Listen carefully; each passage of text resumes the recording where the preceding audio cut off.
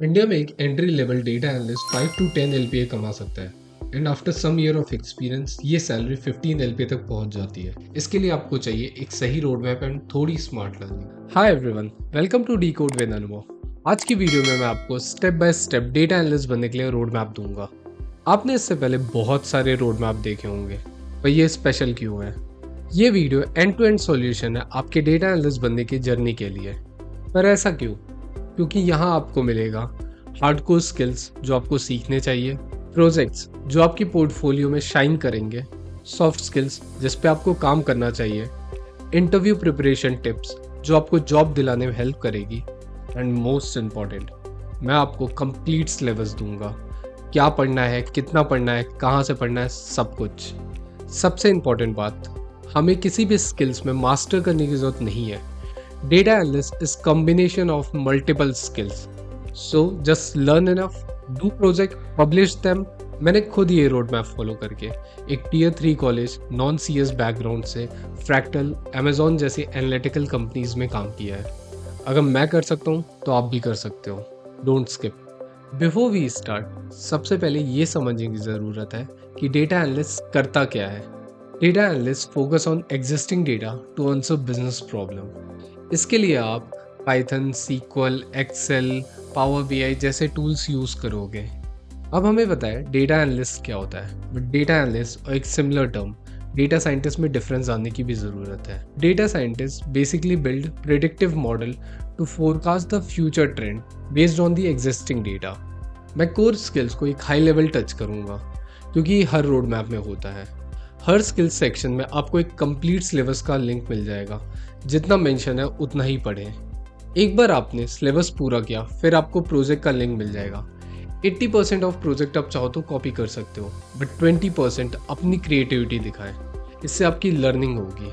For example, अगर project में top 5 product mention है तो आप वर्स्ट 5 प्रोडक्ट भी दिखा सकते हो। प्रोजेक्ट को लिंक्डइन और गिटहब पे ज़रूर पब्लिश करें। स्किल सीखना बहुत इंपॉर्टेंट है, बट शोकेस करना उससे भी ज़्यादा इंपॉर्टेंट है। Tag me on LinkedIn, I would love to part of your progress. GitHub account कैसे बनाएं, उस पर पब्लिश कैसे करें, ये सब इस डॉक्यूमेंट के लिंक में मेंशन है। अब क्विकली एक बार सारे स्किल्स देख लेते हैं। एक्सेल एक डेटा एनालिस्ट का बेस टूल। आप चाहे जितने भी एक्सपीरियंस हो जाओ, आपको एक्सेल यूज़ करना ही पड़ेगा। इसका सीधा रीज़न ये है कि इनिशियल एनालिसिस हम हमेशा एक्सेल पे करते हैं क्योंकि ये टाइम सेविंग होता है और काफ़ी क्विकली कर सकते हैं। साथ ही आप अपने रिपोर्ट को किसी भी स्टेक होल्डर के साथ या अपने मैनेजर के साथ शेयर कर सकते हो, because everyone knows how to work on Excel. Topic जो आपको सीखने होंगे, बेसिक फंक्शन, सम, मिन, मैक्स से लेके V lookup, pivot table, chart, ये सारे कंप्लीट सिलेबस के लिए इस लिंक पे आप क्लिक कर सकते हो। उसके बाद एक रियल वर्ल्ड एक्सेल डैशबोर्ड बनाएं एंड उसे पब्लिश करना ना भूलें। नेक्स्ट आता है सीक्वल। सीक्वल डेटा एनालिसिस का बैकबोन है, और अगर आपने सीक्वल और पाइथन अच्छे से सीख लिया तो ये सिंगल हैंडेडली आपको जॉब दिलवा सकते हैं। हर कंपनी एक huge amount of data generate करता है जो एक डेटा वेयर हाउस में स्टोर होता है, एंड डेटा एनालिस्ट उस वेयर हाउस को एक्सेस करने के लिए सीक्वल का यूज़ करते हैं। सीक्वल सीखने के लिए काफ़ी सारे प्लेटफॉर्म हैं, बट आप माई सीक्वल का यूज़ कर सकते हो। ये ओपन सोर्स है एंड क्वेरी लिखना भी काफ़ी ईजी है। एक बार आपने माई सीक्वल सीख लिया, फिर एक प्लेटफॉर्म से दूसरे प्लेटफॉर्म पे ट्रांसलेट करना कोई टफ काम नहीं है। इसमें आपको बेसिक टॉपिक्स लाइक डेटाबेस क्या होता है, टेबल क्या होता है, जॉइंस क्या होते हैं, ग्रुप बाई क्या होता है, वेयर और हैविंग में डिफरेंस क्या होता है, से लेके एडवांस टॉपिक जैसे window function, query optimization, CTE, ये सब पढ़ना होगा। एक बार पूरा सिलेबस कंप्लीट किया, देन प्रोजेक्ट बनाओ and publish it on LinkedIn and GitHub. SQL सीखने के बाद इसका डेली प्रैक्टिस करें। You can use platforms like LeetCode, HackerRank. I will recommend for beginners HackerRank use करो। Next moving to data visualization. हमने data analyse कर लिया, but हमें रिजल्ट शोकेस करना होगा सो दैट बिजनेस टीम एक data driven decision ले सके। इसके लिए आप पावर बीआई या टैबलू में से कोई भी एक टूल सीख सकते हो, पर फिर भी मैं बिगनर्स के लिए पावर बीआई रिकमेंड करूँगा। एंड उसका सिंपल रीज़न है, आपने एक्सेल में काम कर लिया and Power BI is quite similar to Excel. इसमें हमको डेटा इंपोर्ट करना, रिलेशनशिप, कौन सा चार्ट यूज़ करें, ये सब चीज़ें सीखनी होंगी। प्रोजेक्ट बनाओ and publish it. Now it's turn for statistics and Python. Statistics के बिना कोई भी एनालिसिस इनकम्प्लीट है। स्टैटिस्टिक्स हमें डेटा समझने में, डेटा पैटर्न आइडेंटिफाई करने में, इंसाइट निकालने में हेल्प करता है। बेसिक स्टैट्स में हम मीन, मीडियन, मोड पढ़ेंगे, साथ ही साथ डेटा पैटर्न्स पढ़ेंगे और एडवांस टॉपिक में हाइपोथेसिस टेस्टिंग, आउटलायर डिडक्शन भी पढ़ेंगे। इसमें आपको कोई प्रोजेक्ट बनाने की ज़रूरत नहीं है, बस पाइथन और सीक्वल में इसे इम्प्लीमेंट करने का ट्राई करो। Moving to Python, the power tool. मैं ऐसा इसलिए बोल रहा हूँ क्योंकि पाइथन में आप डेटा एक्सट्रैक्ट कर सकते हो, कलेक्ट कर सकते हो, प्रोसेस कर सकते हो, विजुलाइज कर सकते हो, सब कुछ कर सकते हो। पहले हम बेसिक ऑफ पाइथन से शुरू करेंगे, जैसे वेरिएबल क्या होता है, डेटा स्ट्रक्चर क्या होता है, डेटा टाइप्स क्या होता है। Then we will move to libraries. पहले आप पांडास से शुरू करो, ये मोस्ट इम्पॉर्टेंट लाइब्रेरी है, so practice it very well. फिर हम नमपाई, मैटप्लॉटलिब, सीबॉर्न जैसी लाइब्रेरीज पढ़ेंगे। पाइथन और सीक्वल को जितना प्रैक्टिस कर सकते हो उतना प्रैक्टिस करो, स्पेशली पाइथन में पांडास को। इतना हमें हर रोड मैप में बताया जाता है, but the missing part is capstone project. Capstone project सबसे इम्पॉर्टेंट है क्योंकि ये आप अपने इंटरव्यू में एक्सप्लेन करोगे। स्किल सीखने से कुछ नहीं होगा, उसे इम्प्लीमेंट करो, प्रोजेक्ट बनाओ एंड शोकेस करो, तभी उसका फ़ायदा है।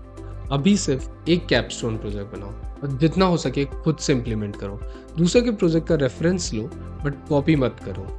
मैंने कुछ प्रोजेक्ट के आइडिया डॉक्यूमेंट में दिए हैं, बट फिर भी आप चाहो तो कोई और प्रोजेक्ट आइडिया लेके उसे बना सकते हो। And do your own analysis. जब प्रोजेक्ट कंप्लीट हो जाए अपने प्रोजेक्ट को स्टार मेथड से एक्सप्लेन करो। Make a video, post it on LinkedIn. अब हमने हार्डकोर स्किल्स पे काम कर लिया, but now it's time to soft skills. अगर आप अपने थॉट्स सामने वाले को कम्युनिकेट नहीं कर पाओगे तो आपके टेक्निकल स्किल्स भी वेस्ट हैं। इसीलिए डे 1 से हम सॉफ्ट स्किल्स पे भी काम करेंगे। इंटरव्यू में मोस्टली रिजेक्शंस अपने स्किल्स को अच्छे से एक्सप्लेन नहीं करने के कारण होता है। सबसे पहले कम्युनिकेशन स्किल्स पे काम करेंगे, वो भी इंग्लिश में। अगर हमने डेली 15 मिनट प्रैक्टिस किया तो 2-3 मंथ्स में काफ़ी सिग्निफिकेंट इम्प्रूवमेंट हो जाएगा। इसके बाद हम story telling and presentation skills पे काम करेंगे। अब जो भी एनालिसिस कर रहा हो उसे क्लियर कट अपने मैनेजर और स्टेक होल्डर को प्रेजेंट कर पाना इज़ वेरी इंपॉर्टेंट। फिर हम जॉब सर्च और इंटरव्यू प्रिपरेशन पे काम करेंगे।